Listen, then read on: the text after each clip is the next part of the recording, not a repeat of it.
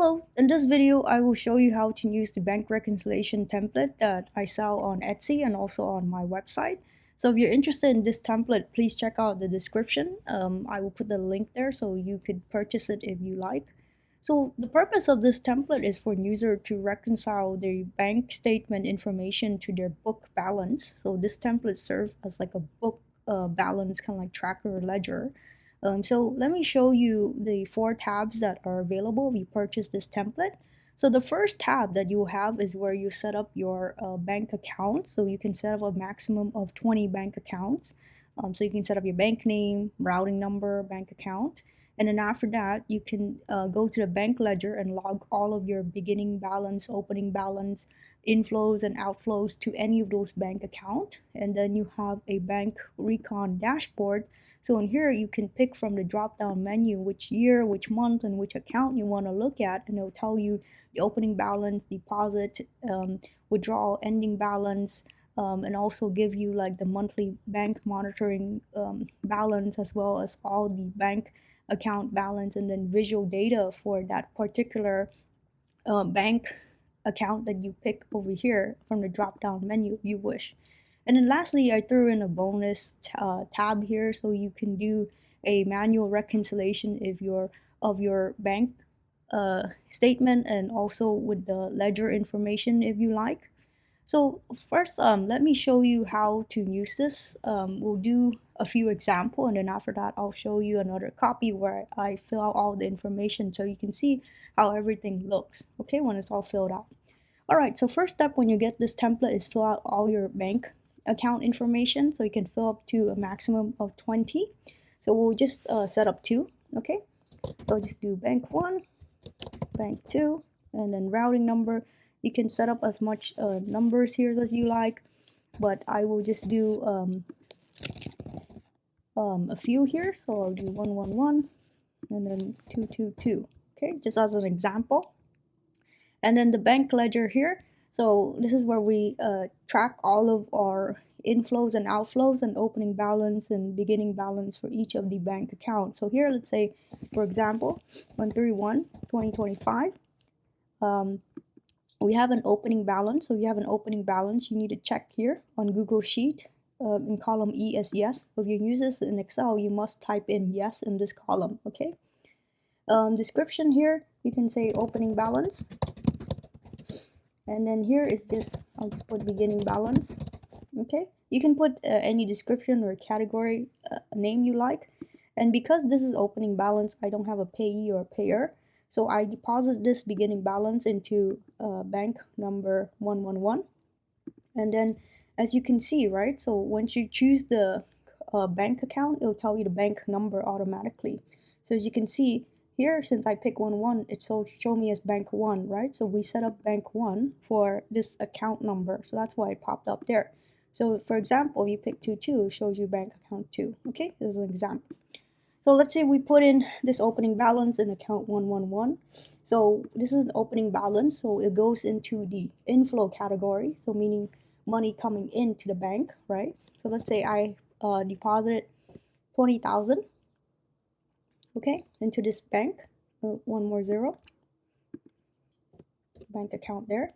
And the deposit type, let's say I deposit 20,000 cash as an opening balance for this account. And let's say I give an example transaction ID, has it cleared? So I'm just going to say it's cleared because I deposited cash. So usually when you deposit cash, it clears right away. And it clears on the same day that I deposited. And then my ending balance would be the same, right? Beginning balance and ending balance is the same because it's just opening balance. And then here you can pick whether you reconcile or not. So you just want to make sure that whatever's on the bank statement matches whatever's on your book. So if you reconcile it and you verify that they're the same balance, you can say you reconciled, and you can put your reconciled date, okay? So this is an example. And then we'll do another example. So let's say on 3/2, I have revenue from my business. So here it's not an opening balance, right? This is money I deposit from my revenue. So let's say this is client revenue, right? And here is Service revenue, payer will be client number 1. Okay, and then I deposit into bank number 1, and let's say I deposit $1,000. Okay, and then let's say I deposit this through ACH. Okay, and then let's give it another transaction ID, and has it cleared. It's pending. Might take a while, so I won't put a clear date. But as you can see, when you enter in data into the deposit, you can see it automatically calculate the balance, right? It says you have 21,000. So, which is 20,000 plus 1,000 is 21,000, and I'm not going to reconcile this yet. It might take a while for it to reconcile. Okay, and then on, let's say 3.3, I have another expense. 3.3, I have an expense. Let's say it's utility. Here, I'll put utility.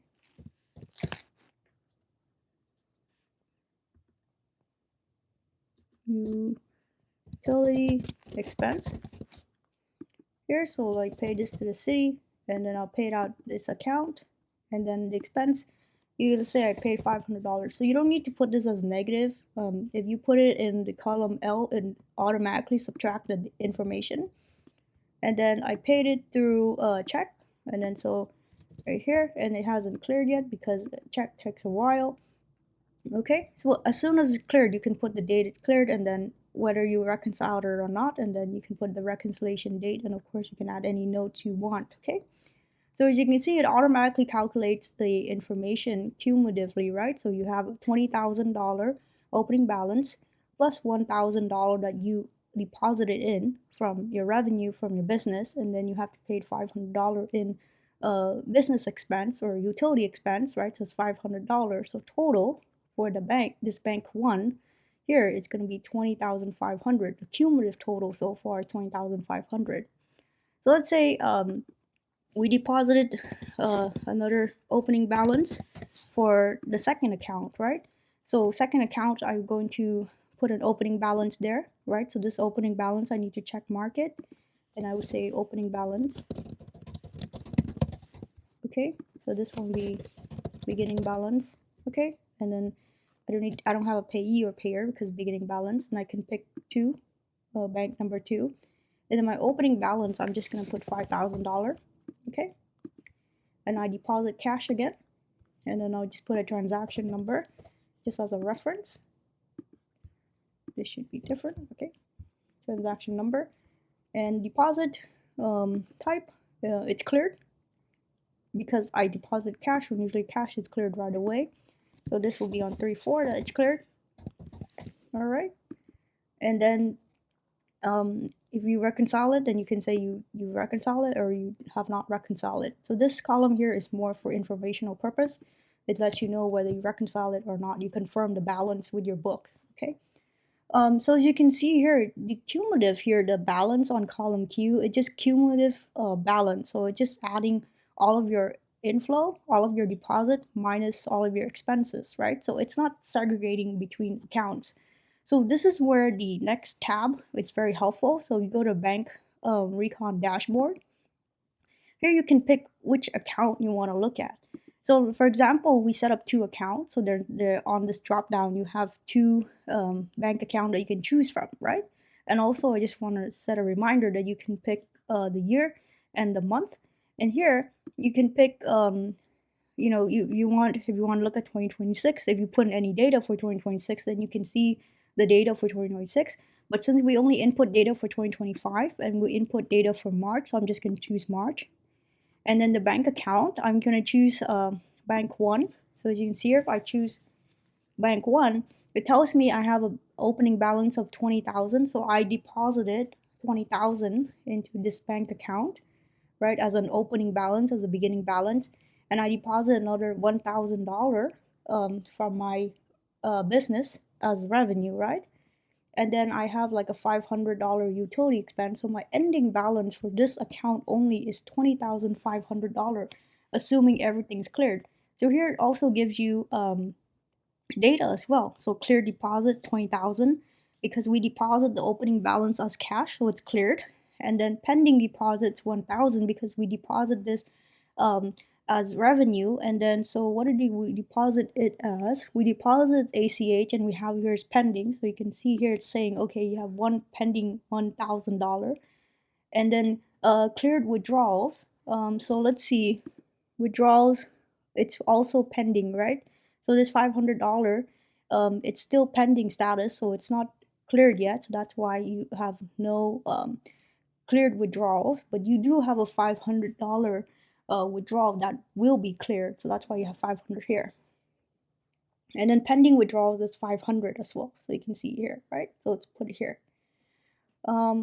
So down here is the monthly bank monitoring. So since we picked this bank account 111, you can see in March we have $20,000 opening balance, $1,000 in cash inflow, and then $500 in cash withdrawals for ending balance 20,500.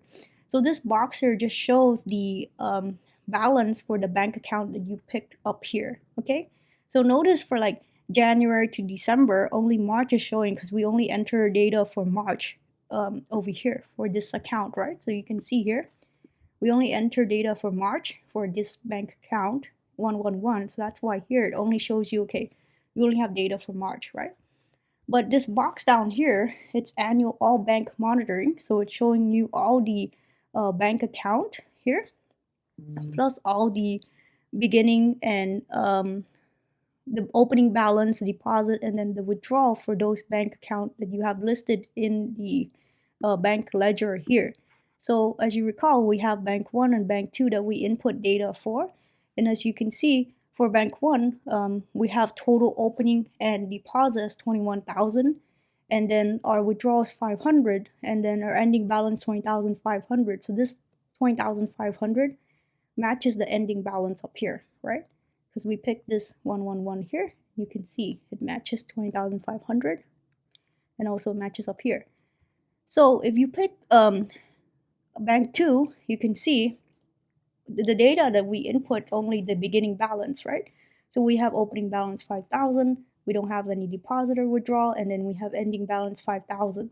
So cleared deposits 5,000, and that's all we've entered in. So the rest you can see it's 0 because we haven't entered any other data for it. And then here you can see too that bank 2, you can see it has $5,000.